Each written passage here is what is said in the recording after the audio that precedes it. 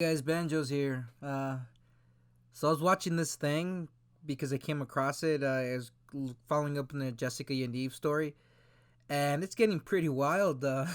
So she did a debate, I suppose, heated debate with Blaire White.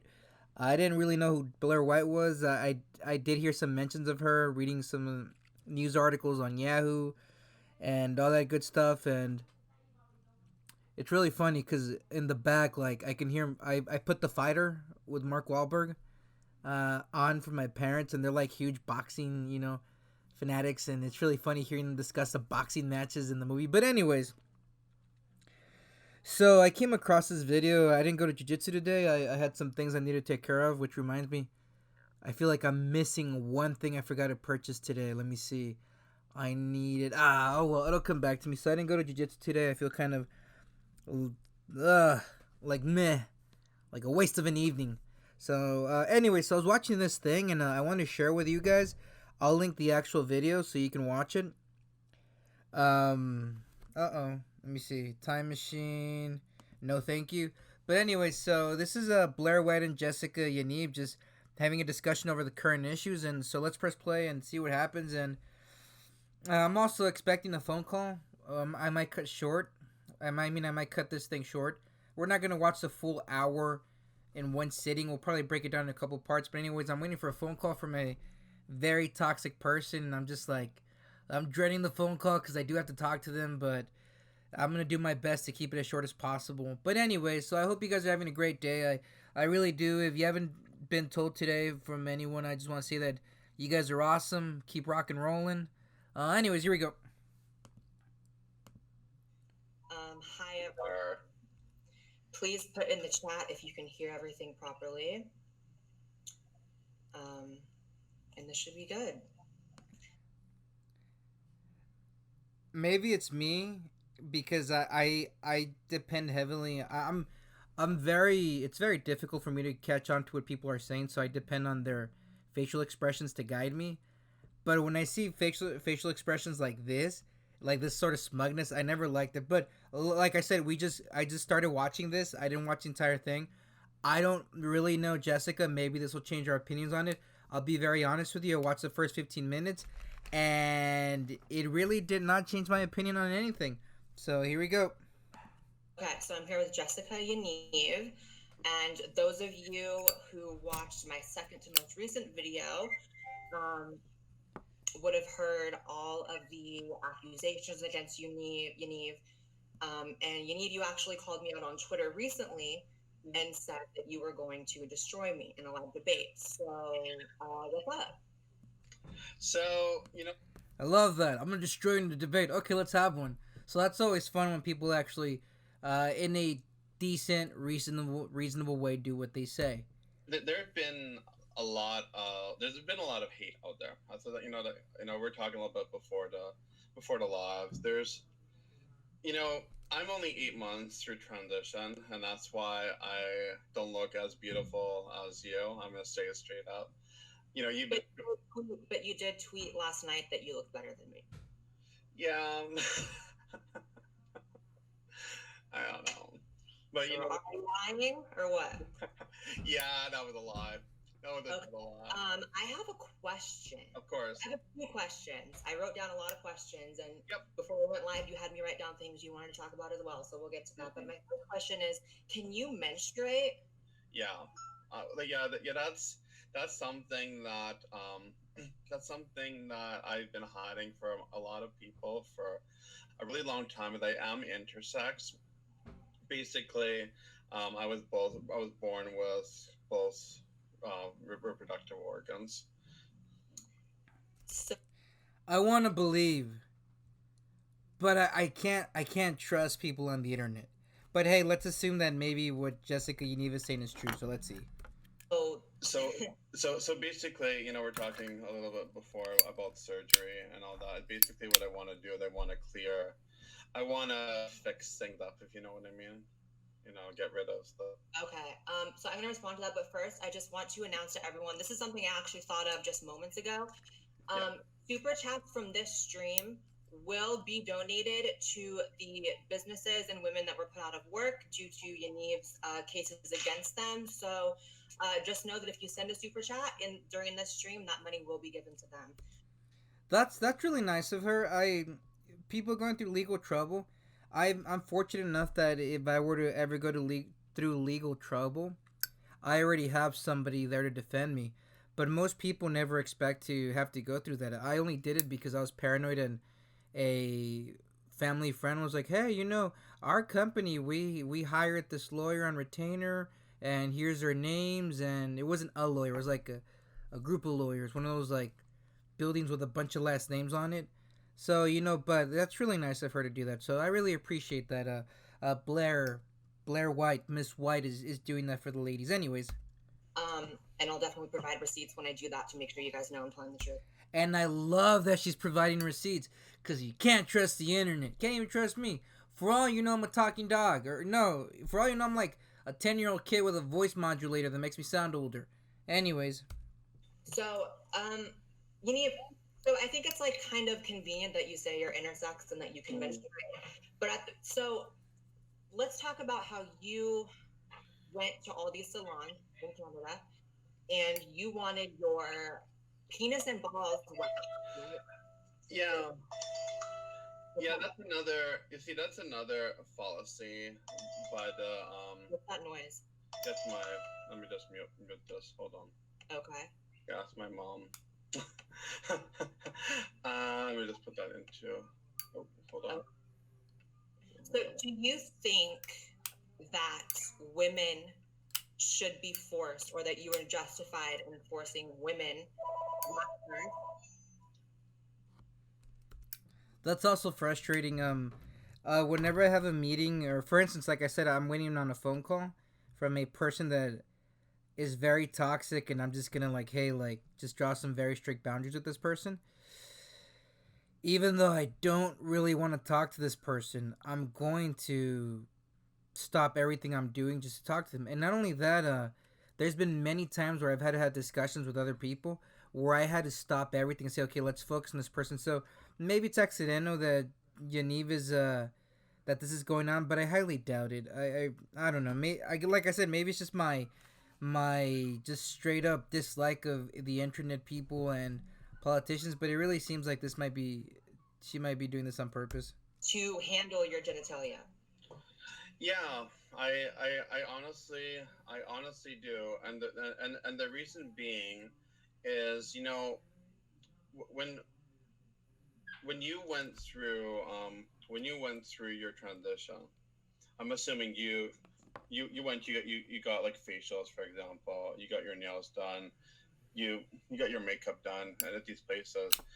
I mean, to me, transition doesn't really have anything to do with makeup. I know. Like, I know, but what I mean is, when people say they're trans, they are trans. It doesn't matter how far through their transition they are. So, in Canada, we're talking about U.S. law versus U.K. law versus Canadian law, and um, in Canada, if you identify as transgender, or if you identify as female, or you identify as male, you are legally that gender, and you are legally entitled to receive those services, regardless. If right. you're My take is that the laws are the laws, and I think that myself and a lot of other people find those laws unjust. I have to agree with Claire with Blaire on that one. I really do. I really have to agree with her because the law doesn't always mean right, and what's right isn't always legal. And I could point to a bunch of American parts of American history where the law was just straight up questionable. And just because I say, hey, look, I'm gonna go to Canada, I'm a woman now. Somebody please wax my genitals. I still don't think that should be okay because at the end of the day, I still have male genitalia, and I know it's sexist to say that. I don't know why biology's. At what point did biology become sexist? I feel like I'm missing something here. But I don't know, Canadians, fill me in. What's going on? But anyways, I don't personally want to live in a world where women who are trying to put food on the table for their kids are put out of business because they don't want to handle a penis and balls, especially if they feel unqualified to do so. I don't know how it is in Canada. Let me just do something here. Well, I'm gonna actually take a shot because I really feel too sober for this. Yeah. I'm actually gonna be drinking. Okay, Yeah. which is probably not a good combination. There we go. Okay, so listen, Jessica. The laws are the laws in Canada, and I think there's a lot of people who have a lot of contention with those laws.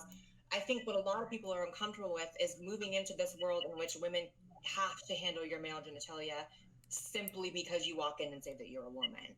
And Yeah. how do you respond to that? Do you want to live in that world? Live in what world is that exactly? In a world where women can be put out of business because they don't want to touch dicks. You know, no. However, Okay, so then why are you doing? however, you know, this is what I'm gonna say. I'll agree. I'll agree on that. That Blaire should at that point should have let Jessica speak. But I do understand her frustration. It's like just because I said I'm a female now, I'm gonna go have my genitals waxed. This feels like I'm in Bizarro Land. Are we really talking about this? Holy crap! This is crazy. I think I'm going crazy. But anyways, if I say, hey, look, I'm a female, I need to get my genitals. I mean, I'm a male, but I identify as female. I need to get my genitals waxed. It doesn't make it so. You know what I'm saying? So, whoa, weird. Anyways, However, you know, no one forced them into this. Nobody forced them these estheticians. But they were put out of business, so it's like they're not forced, but they lose their livelihood. And like, you know, what I'm thinking about is like they have kids to feed, food to put on the table, and I'm wondering how exactly you're comfortable taking away that ability to feed their kids because they didn't wax your ball. You see, this is a big issue with the It is. with the media because it was reported incorrectly. In these cases, the business owner was in business for only 3 weeks, and I was her only client, and then she shut down her business. That was the one that was covered by Fox News, for example. So you shut down an up and coming business that could have possibly been profitable, is what you're saying. It wasn't necessarily profitable yet, but you got it shut down. Possibly. Okay. And are you okay with that? Does that ever upset you, or do you think that that's just a necessary? even if it's like a single one person operation that only lasted for 1 week, I still don't think that one person should have been forced to handle somebody else's genitals, especially if they felt they weren't trained. So I don't know.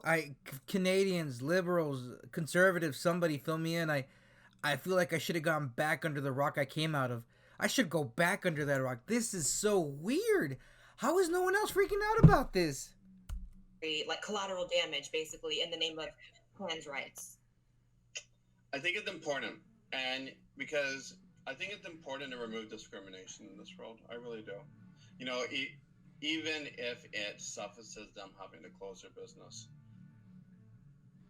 Because well, I have a fundamental disagreement with that, especially because I don't know exactly how it works in Canada, but I know that in the U.S., if an esthetician, someone who does waxing or hair or nails or anything like that, if they feel uncomfortable providing a service, they are allowed to deny that service. For instance, tattoo artists, right? If I go into a tattoo artist and I say that I want, maybe like a swastika on my forehead and my ex-boyfriend's name on my ass, they're allowed to say that's not really a good decision and I don't feel comfortable putting that on you.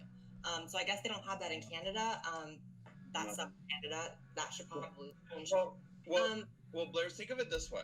Well, I also agree with Blaire on that, and I know this is kind of like very dicey, but if a business owner wants to refuse somebody's service, and I think they should be allowed to, and that's where you could say, yo, what banjo, what about like this factor, what about that factor, and I'm more than happy to like have a discussion about that, but I really do feel that at the end of the day, if a business owner's like, nah, you know what, banjo, I'm not gonna serve you because you're brown, and I could be like, okay, fine, I'll go to the next one next door. But then, like under that scenario, it's like no, like hey, what the heck? But it's a private business, man. Like I said, it's super dicey. You get into some real diciness, but but again, if a business owner wants to say no, hey, we're not gonna serve you, don't do it. And I think most business owners, let us assume that they're all evil and sadistic and racist and hateful. They're all in business to make money for the most part. So even if they're like, yo, Banjo's a brown guy, I don't want him here, it's going to be like, well, hey, hold up now. Banjo's money's green, so let's get Banjo in here because Banjo eats a lot of food. But like I said, if you guys maybe there's like a different way to approach this, I'm all ears. But anyways, let's see what's going on here. Let's take the whole trans equation out of it. Okay, I'm not sure you can, but okay. Okay, there is, well, okay. Let's get back into the trans equation, and I'm going to talk about a really controversial topic here. Let's say, for example, you move to Vancouver, and God. Not happening, but I know, and God forbid, and I hope this never happens to anybody, but God forbid you are raped. Now, you need to seek those services of a lovely society that's called Vancouver Rape Relief. Okay. Vancouver Rape Relief refuses to house people or even provide any services to people who are transgender. They refuse. Now, think about that for a minute. You've gone through all your surgeries. You look way better than any biological woman that is out in Vancouver. Well, absolutely. And you're getting denied services when you are most vulnerable right now, just being raped. That is the issue that we have in Vancouver. And I am not a Canadian law expert, but I believe that. All right, guys. So I got the phone call. I'll get back to you guys later. Here we go. Wish me luck. Peace.